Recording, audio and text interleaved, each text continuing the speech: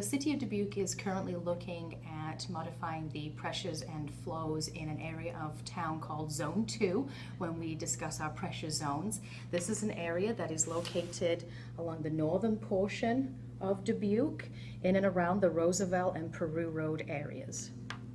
And where would the tower be located? The tower would actually be located on the curve of Roosevelt, adjacent to the Sky Blue Estates subdivision. Okay.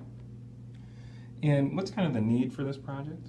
The need for this project has arisen following several studies that have identified that with the continued growth and development in the area, that water pressures are being affected, or they are unfortunately they're being located, essentially the development is being located in areas where pressures are starting to be below desirable levels. So in other words, when you turn on your faucet, you're not able to see the volume or the flow or the pressure that you would typically be used to.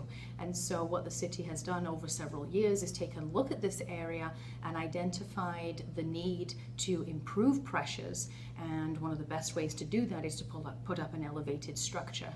The city's also looked at putting in a booster pump station a few years ago, but due to several efficiencies within the department and some cost savings coming from other projects, we're actually able now to take a look at this elevated structure again and bring it to the council for their consideration. And they did so in June, and we're moving forward with obtaining a planning and design loan yet this year, and hopefully looking to secure construction funds moving forward.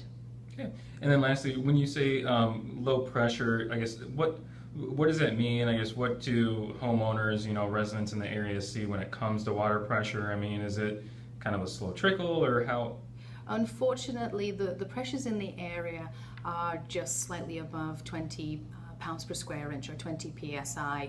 And when we have several people on those lines, excuse me, when we have several people on those lines with water usage, they may see that it's not the same pressure or volume that they're used to seeing, and possibly maybe when they go to work in other parts of the town.